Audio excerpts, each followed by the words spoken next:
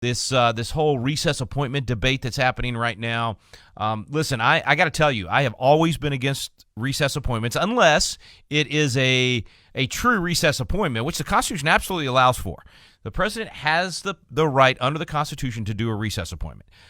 But the original intent of a recess appointment was if you had an office that was vacated and it's going to be, a significant length of time before Congress gets in to be able to vote on that person, you do a recess appointment and fill that office because it needs to be filled. That was the original intent of why that's in the Constitution. Now, clearly, we live in a different day, and clearly, we live at a time where we are literally in a war right now for our country's heart and soul. Marxism is trying to destroy this country, and the people in Congress that are trying to block the president's appointments, they're on the Marxist side. They're not the good guys. Okay, let's be very clear about that. And I'm talking about the Republicans. As well as the Democrats that don't want the president to have the team that he needs to go save our country, and so I'm softening on the extraordinary measure that the president is asking for here to be able to do these recess appointments. Now, what the president's wanting to do is not just have to avoid the have to go in and do the month-long hearings and all that stuff and trying to get these folks appointed.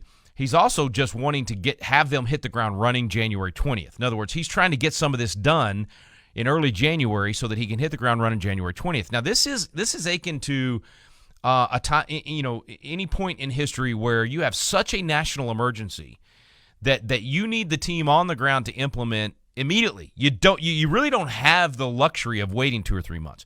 So I'm going to just say this right up front, and we'll have this conversation here on the program over the next few weeks and leading into January, I'm sure.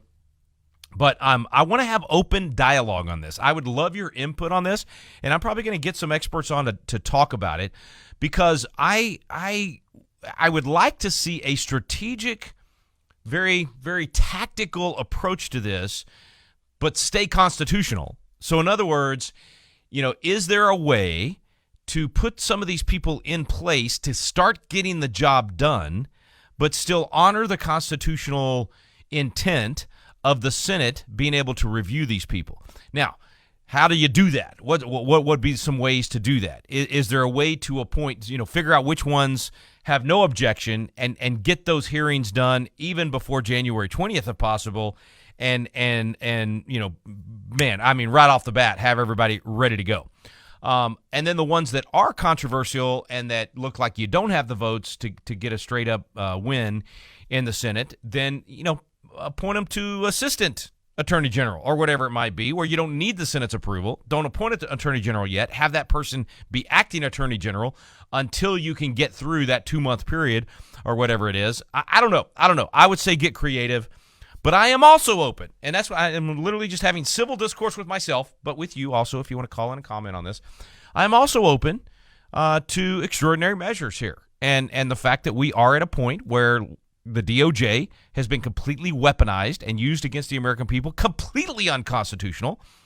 So I don't think you break the Constitution more to fix the Constitution, but I also think you look for any loophole you possibly can where you can, it still is constitutional, but it might be stretching a little bit. And what I mean by that is, obviously all the presidents of the last, I haven't gone back and looked at the first one to do it, for at least the last 30 or 40 years, has done exactly what President Trump's talking about, done recess appointments when the Senate wasn't around for the weekend in order to get a judge approved or get, a person into an office. So it's not that he would be doing anything extraordinary from what presidents have done for the last, few decades, and therefore maybe I'm just, being too nitpicky to say that I'm not for it, and that I would rather the full, approval process take place. But I do not want to be. Let me tell you what I don't want to be. I don't want to be like some of my friends in Congress that on January 6th were so uptight and thinking that they're still in a high school debate where everybody's following the rules and playing nice, that they didn't understand what was at stake and did not use the constitutional power they had to object to the electors.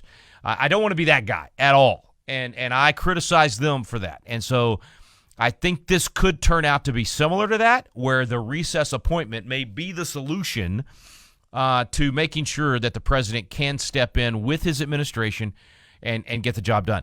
Now, in addition to just the process itself, and you've already heard some of the U.S. senators say this, I think Tuberville and some others have already said this. I mean, look, the president won a landslide election, and the president should get the appointments that he wants. The only reason the Senate has this opportunity is to keep somebody that's a real danger to the country, a communist, something like that, from getting in. You look at the absolute clown show jackwagons that these people approved for Barack Obama and for Joe Biden. You look at these absolute nutcases that have been approved and served in the administration for the last 4 years, and you have to say, okay, look, if you let those people through and you approve those people, how in the world can you object to Matt Gaetz? How in the world can you object to Pete Hegseth or Marco Rubio or any of these other guys? And so I guess in the theater of the absurd, at this point, you got to fight fire with fire. So I'm kind of talking myself into this as we go here, and that maybe I'm being the naive Boy Scout by saying in any way that we shouldn't just use every means possible, because I do normally say that, use every means possible. I got to think more about it. I've spoken out against recess appointments for so long that I'm just going to have to reassess this thing.